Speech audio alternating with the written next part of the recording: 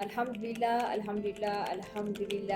Hari ini Zurin berkesempatan untuk menunaikan umrah bagi bulan Syawal.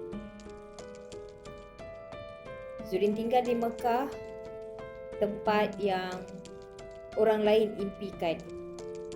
Tapi sebenarnya kadang-kadang Zurin rasa takut kalau satu hari nanti Zurin jadi biasa dengan semua ni. Setiap bulan Zurin akan cuba untuk menunaikan umrah, dan sesekali Zurin akan ke Masjid Tanaim, tempat permulaan bagi umrah bagi kami yang tinggal di Mekah. Dan hari ini Alhamdulillah Zurin berkesempatan untuk bermikat di Masjid Tanaim. Labbaik Allahumma labbaik. Setiap kali Zurin lafazkan niat ini, Zurin harap ini bukan sekadar rutin, tapi satu usaha untuk kembali kepada Allah.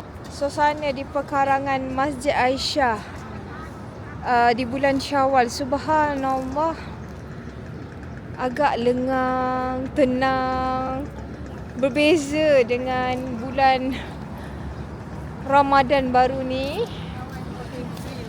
Yeah, now we are really like, subhanallah, tenang pagi ni.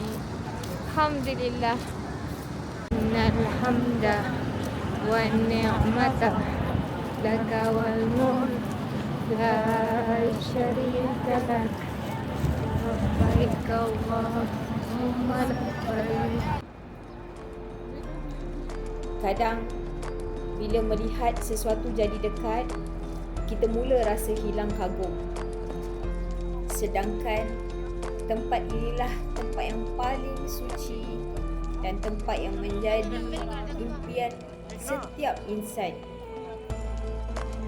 Setiap langkah tawaf, Zurin cuba untuk hadir. Bukan sekadar berjalan, tapi benar-benar merasa.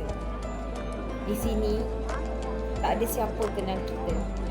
Tapi Allah tahu segalanya.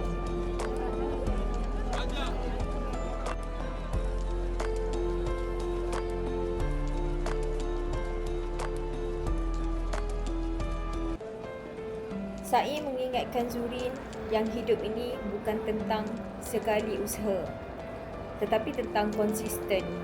Macam Zurin cuba untuk kembali setiap bulan menunaikan umrah, walaupun kadang penat, walaupun kadang-kadang rasa macam biasa.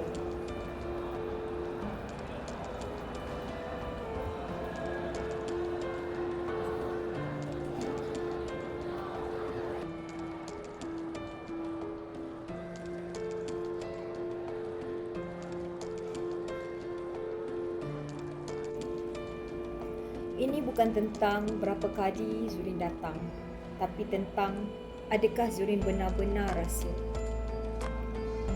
Semoga Zurin tak pernah berhenti untuk kembali lagi dan lagi.